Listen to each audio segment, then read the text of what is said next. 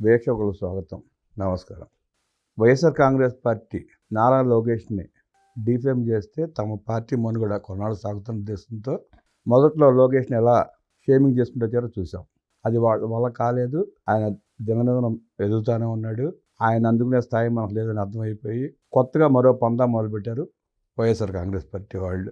Senior నాయకుల పిల్లల్ని target చేస్తూ, వాళ్ళని బ్లేమ్ చేస్తూ, వాళ్ళని కించపరిచే విధానంగా రకరకాల ప్రయత్నాలు చేస్తూ చింతకాల విజయ్ గారిని, పరిటాల శ్రీరామ్, భరత్, రామ్మోహన్ నాయుడు ఇలా తదితర టీడీపీకి ఏదైతే మూలస్తంభాలైన కుటుంబాలు ఉన్నాయో వాళ్ళ పిల్లల్ని టార్గెట్ చేసుకుంటా పార్టీకి దూరం చేసే ప్రయత్నం చేస్తూ, ప్రజలకు దూరం చేసే ప్రయత్నం చేసేట్టు మొదలుపెట్టారు. దానిలో భాగంగానే కొంతమంది నేషనల్ మీడియా గ్యాంగ్తో కలిసి రామ్మోహన్ నాయుడిని తదితరుని ఎలా ప్రాపకాండ చేస్తున్నారు చూస్తున్నాం.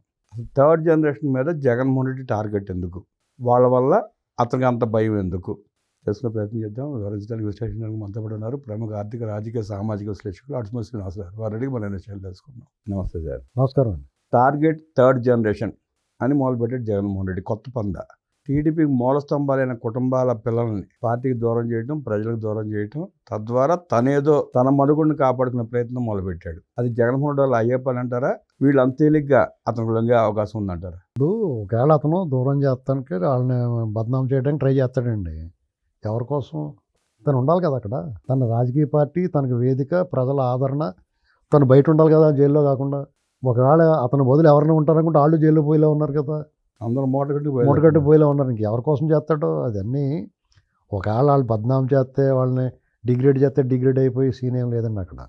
రామ్మోహన్ నాయుడిని అర్నాబ్ గోస్వామి అన్నవాడు నోరు పారేసుకున్నాడు, ఇవాళ నాలుగు ఖర్చుకుంటున్నాడు. వాడు పిల్లి మొగ్గులు వేసినా ఆయన క్షమించే ప్రసక్తి లేదు. తప్పు చేసిండు, డిడ్ ఏ మిస్టేక్. అక్కడ జరిగిన దానికి బాధ్యులు అందరూ బాధ్యులే. అవును. దేశంలో ఏ ప్రమాదం జరిగినా టోటల్ ప్రభుత్వం బాధ్యత వహించాలి. గతంలో జరిగిన ఉత్పాతాలకి, విపత్తులకి సంబంధించి ఏదన్నా రాజీనామాలు చేసి బాధ్యత వహించుంటే ఇతను మాట్లాడడానికి ఈ మధ్యకాలంలో ఒక 20 ఏళ్ళ నుంచి అలాంటి బాధ్యత ఎవడన్నా వహించుంటే ఈయనంటే తప్పులేదు. ఇక్కడైనా ప్రాణాలు పోయినాయా, ఇబ్బంది పడ్డారు. అసలు ప్రభుత్వం ప్రవేశపెట్టిన కండిషన్స్ ఎందుకు పెట్టింది? ప్రజల క్షేమం కోసమే కదా. అక్కడ ప్రయాణికుల క్షేమం కోసం పెట్టింది. వీళ్ళ తప్పు ఏమైనా ఉంటే రేపు వాళ్ళు రూల్స్ వైలేట్ చేసినందుకు, ప్రభుత్వ నియమ నిబంధనలు వాళ్ళు పాటించినందుకు వాళ్ళ మీద చర్యలు తీసుకోకపోతే అప్పుడు అనాలి. అప్పుడు కూడా ప్రభుత్వాన్ని అంటారు. ఎందుకంటే భారతదేశంలో ఇవాళ ప్రభావవంతమైన వ్యక్తులు కొంతమంది ఉన్నారు. వాళ్ళు ఆడింది ఆట, పాడింది పాట, వాళ్ళు చెప్పిందే వేదం. అది జరుగుతున్నంతకాలం ఇలాగా అన్నాబులాటోడు ఎవరి మీద ఎంత మురిగినా జనం సర్లేవయ్యా వాళ్ళు వదిలేసామే, వాళ్ళు ఎందుకు మాట్లాడతలేదు నువ్వు అంటారు. అర్థమైందండి. కాబట్టి మనం పెద్ద పట్టించుకోకలేదు. ఇప్పుడు సాక్షి వాడికి ఎలా ఉంటుందంటే, ఏ మొగుడు లేకపోతే అక్క మొగుడు అది గతి అన్నట్టుగానే ఏదోడు దొరికిందిరా బాబు అని మాట్లాడతారు వాళ్ళు. అర్థమైందా? వాళ్ళు ఏంటంటే వాళ్ళు చాలా నిరాశ నిస్పృహలు లోనైపోయి ఉన్నారు. ఎడారిలో నీటి చలమల కోసం వెతుకుతున్నారు వాళ్ళు. అవన్నీ నీటి చలమల కోసం తిరుగుతున్న మరీచికలు అంటారు వాటిని. అలాగే మీకు భ్రమిస్తూ ఉంటాయి నీరు ఉన్నట్టుగానే. అలాగే వెళ్తూ ఉంటారు, అక్కడ ఏమి ఉండదు. ఎండమావులు ఆ పరిస్థితిలో ఉన్నాడు అతను. వాళ్ళు ఏంటంటే జగన్మోహన్ రెడ్డికి అతను పని అయిపోయిందండి. వాళ్ళు అందరు కలిసి ఉన్నప్పుడు ఏం పాట పాడుకుంటారో తెలుసా? ఈ ఆశ అడియాస ఈ దారే మణిపూస అని ఒక పాట ఉంటుంది, లంబాడోళ్ళ రామదాస అని. ఆ పాట పాడుకుంటారు అందరూ కూర్చొని ప్రార్థన చేసుకున్నట్టు. అంతే. అర్థమైందండి. తలుపులు తీసుకుని మళ్ళీ నవ్వుతాం మామూలుగా వస్తారు బయటికి. వాళ్ళ పని అయిపోయిందని వాళ్ళకి తెలుసు. వాళ్ళు ఏం చేస్తారు, పెంటలో దిగారు, బురదలో దిగిపోయారు, అది తీసి జల్లుతూ ఉంటారు బయట ఆరోపణ మీద. అంతే. ఇక్కడ ఏం లేదు. ఇప్పుడు అర్నాబ్ కోసం మాట్లాడితే ఏమైపోయింది? ఏం బొచ్చగిలిందండి ఆవిడకన్నా? ఆడు ఒకటంటే 100 అంటున్నాం మనం. అర్థమైందా? అతను అదే నేషనల్ ఛానల్లో ఇంగ్లీషు, హిందీ మాట్లాడదాం అనుకుంటాడు. నువ్వు తెలుగు మాట్లాడు, అవును, చూద్దాం. నువ్వు తత్తెమ్మెమ్మె అనకపోతే ఏంటండి? సౌత్ ఇండియన్స్కి లాంగ్వేజ్ కొంచెం ప్రాబ్లం ఉంటుంది. వాళ్ళ మీద నువ్వు అరిసేసి ఆ లాంగ్వేజ్ అప్పర్ హ్యాండ్ సాధించాను అనుకుంటే అది గొప్ప అనుకుంటావా? రా, నీ దమ్ము ఉంటే నువ్వు రా, తెలుగు నేర్చుకుని రా, మాతో మాట్లాడు. ట్రాన్స్లేట్ మాట్లాడచ్చు ఏమన్నప్పుడు చెప్తాం. అంతేగాని ఊరికే ఇప్పుడు దీపక్ రెడ్డి గారినైనా పట్టాభినైనా వాళ్ళు మాట్లాడినవ్వకుండా నువ్వు 10 మందిని పెడతావు మళ్ళీ ప్యానల్లోని. ఒకడు మాట్లాడినావు నువ్వే అరుస్తూ ఉంటాడు. ఇక నువ్వు అంటున్నారు నిన్ను అందరూ. మాలాంటి బలమైన సౌత్ ఇండియా నుంచి బలమైన వర్గం నీకు సపోర్ట్ పోయింది. ఇప్పుడు నేను గుర్తుపెట్టుకుంటారా? అతి కొద్ది మంది ప్రయాణించి విమానాలు కొద్ది కాలం ఆగితే అంత గొడవ చేస్తున్నారు వీళ్ళు. అర్నాబ్ స్వామి అంటాడు.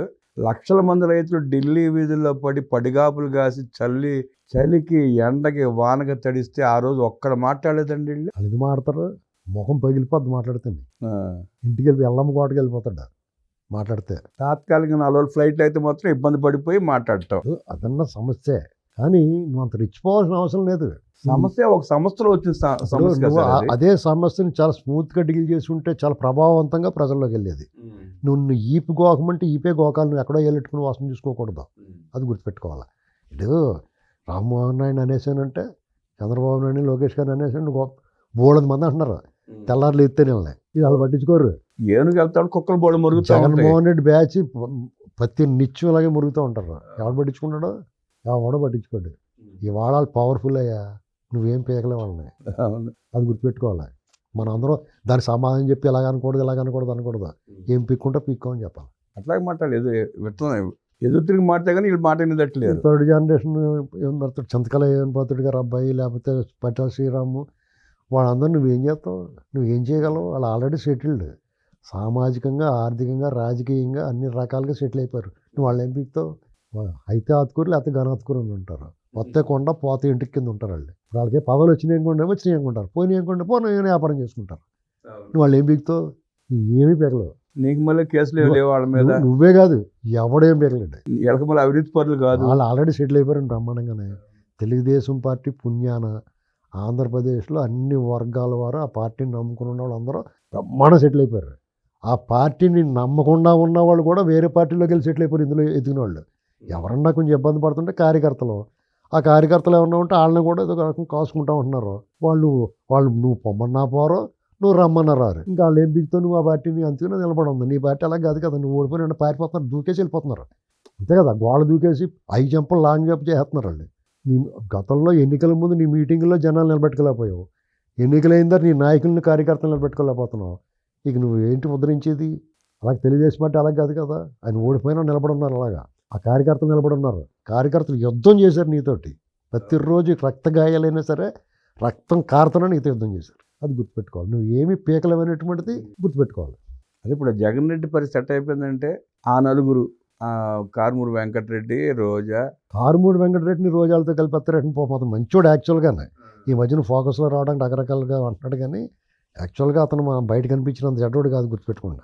మిగతా వాళ్ళు శ్యామలు ఇట్టండాన్ని పోగు చేసుకుని పార్టీని రన్ చేసే పరిస్థితిలోకి వచ్చి అంతే. ఇప్పుడు ఆ స్థాయి అలా దిగజారిపోతుంది అనేటువంటి స్పష్టంగా తెలుస్తుంది.